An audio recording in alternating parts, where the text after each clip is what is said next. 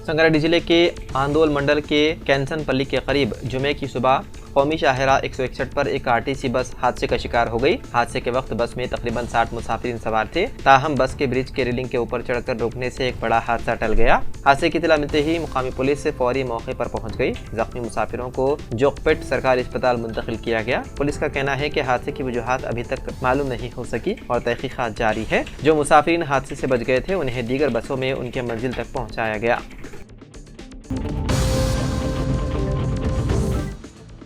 तेलंगाना हुकूमत ने एक अहम फैसला लेते हुए वकाराबाद जिले के लागाचेरला में अरादी के हुसूल का नोटिफिकेशन वापस लेने का किया ऐलान। फार्मा विलेज के लिए जारी करदा अरादी के हुसूल के नोटिफिकेशन को वापस लेने का हुक्म दिया गया है। तेलंगाना हुकूमत ने 1 अगस्त को यह नोटिफिकेशन जारी किया था। दवासाजी की सनतों के क़याम के लिए हुसूल अरादी के मकसद से लागाचेरला में मुनक़िद ग्राम सभा में ज़बरदस्त हंगामा हुआ था। जिला कलेक्टर और सरकारी अहदेदारों पर हमले की कोशिश की गई थी, जिसके बाद सूरत हाल कशीदा हो गई थी। ताज़ा तौर पर हुकूमत ने यहाँ की अरादी हासिल करने का नोटिफिकेशन मनसूख कर दिया।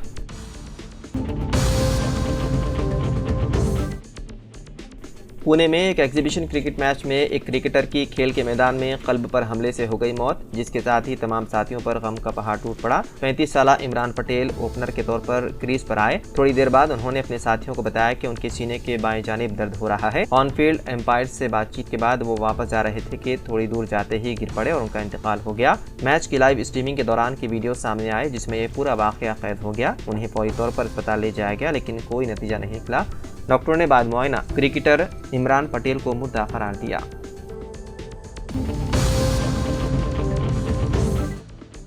पटनचेरू के रुद्राराम के करीब नेशनल हाईवे पर एक कंटेनर लॉरी में आग भड़क उठी। संगारेड्डी जिले के रुद्राराम के करीब मुंबई से विजयवाड़ा रोड जाने वाले एक कंटेनर लॉरी में शॉर्ट सर्किट की वजह से आग लग गई। मुकामी लोगों ने हाजिर दिमागी का मुजाहरा करते हुए करीब में हाईवे की मरम्मत के कामों के लिए तलब किए गए पानी के टैंकर का इस्तेमाल करते हुए आग बुझाने की कोशिश की।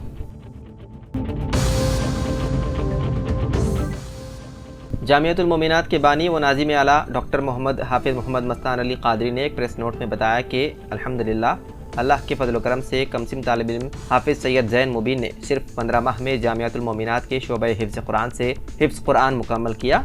हाफिज़ सैयद ज़ैन मुबीन की उम्र सिर्फ 6 साल है और वो याकूतपुरा हैदराबाद के रिहायशी हैं।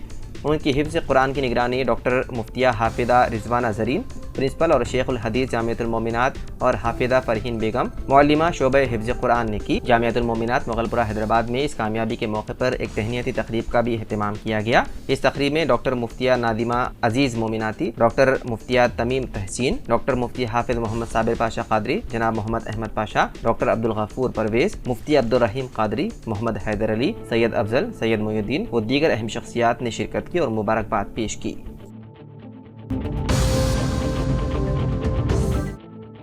तेलंगाना हुकूमत ने रियासत में 10वीं क्लास के मार्क्स सिस्टम में अहम तब्दीलियाँ की हैं। फिलहाल 10वीं जमात में 20 इंटरनल मार्क्स और 80 निशानात के लिए सालाना इम्तिहानात मुनक़िद किए जाते हैं।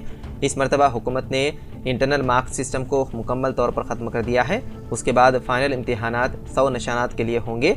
महकमे तालीमात की जानिब से जारी करदा अहकामात में कहा गया है कि इस नई पॉलिसी का इतलाक़ तालीमी साल 2024 और 25 से होगा। तलबा को अब 24 सफ़हात पर मुश्तमिल आंसर बुकलेट देने का फ़ैसला किया गया है।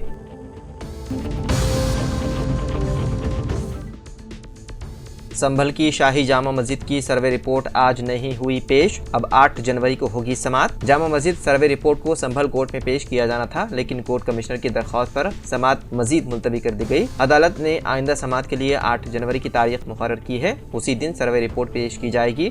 फिलहाल कोई और सर्वे नहीं होगा। संभल कोर्ट ने 19 नवंबर को शाही जामा मस्जिद को हरिहर मंदिर होने का दावा करने के मामले में कोर्ट कमिश्नर की क़ियादत में तहकीकात का हुक्म दिया था। हिंदू फरीक मंदिर को मस्जिद बनाने का दावा कर रहा है। ताहम अब कोर्ट कमिश्नर का बयान सामने आया है कि वो आज रिपोर्ट पेश नहीं करेंगे। संभल कोर्ट के कमिश्नर रमेश राघव ने कहा कि शाही जामा मस्जिद सर्वे की रिपोर्ट चंदोसी कोर्ट में पेश नहीं की जाएगी। उन्होंने कहा, हम अदालत से 10 दिन का वक्त मांगेंगे। उन्होंने कहा कि रिपोर्ट मुकम्मल करने के बाद ही पेश की जाएगी।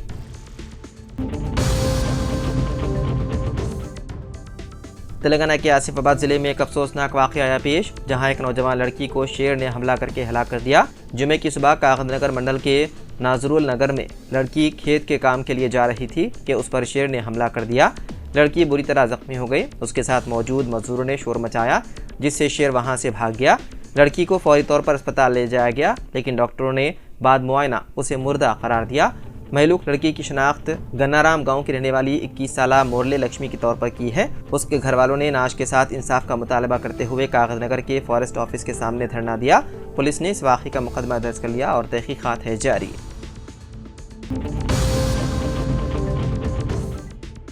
तेलंगाना कांग्रेस कमेटी ने कानून साज काउंसिल में करीमनगर, निजामाबाद, मेदक, आदिलाबाद ग्रेजुएट हल्के से रुकन काउंसिल टी जीवन रेड्डी के नाम को खतियत दे दी है, जो इस हल्के की मौजूदा रुकन काउंसिल भी है। इस ताल्लुक से पार्टी हाईकमान को रियासती क़यादत ने नाम रवाना कर दिया। मज़कूरा 4 अजला के पार्टी कायदीन के साथ मुशावरत के बाद जीवन रेड्डी के नाम को खतियत दी गई है।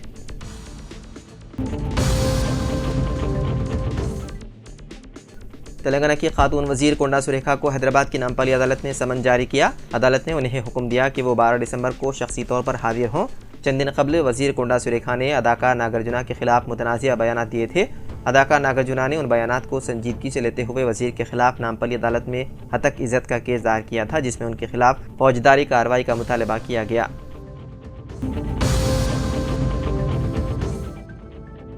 बीआरएस के मुस्लिम कायद को पार्टी से मुअत्तल कर देने की दी गई धमकी। तफसीलात के मुताबिक महबूब नगर में बीआरएस का इजलास हुआ, जिसकी सदारत सदर ज़िले बीआरएस व साबिक़ वज़ीर सेहत लक्ष्मण रेड्डी ने की।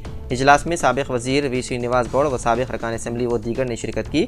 बीआरएस सेक्रेटरी साबिक़ सदरनशीन तेलंगाना अक़लियती मालियती कॉरपोरेशन मोहम्मद इम्तियाज़ इसहाक़ ने अपनी तकरीर में लफ्ज़ी में उनकी तस्वीर न रखने पर एतराज़ किया और कहा कि पार्टी क़यादत ने उन्हें पार्टी का स्टेट सेक्रेटरी नामजद किया। बीआरएस दौर में वो कॉरपोरेशन के सदरनशीन भी रह चुके हैं, मगर ज़िले की बीआरएस सरगर्मियों में उन्हें व दीगर मुस्लिम कायदीन को नज़रअंदाज किया जा रहा है, जिस पर सदर ज़िले बीआरएस लक्ष्मण रेड्डी इम्तियाज़ इसहाक़ की हक बयानी पर आग बगुला हो गए। पार्टी हुदूद पार करने या डिसिप्लिन चुकने पर पार्टी से मुअत्तल करने का इंतबाह किया और कहा कि इम्तियाज़ इसहाक़ हो या पार्टी में बड़ा ओहदा रखने वाला कोई भी कायद, उसको बर्दाश्त नहीं किया जाएगा।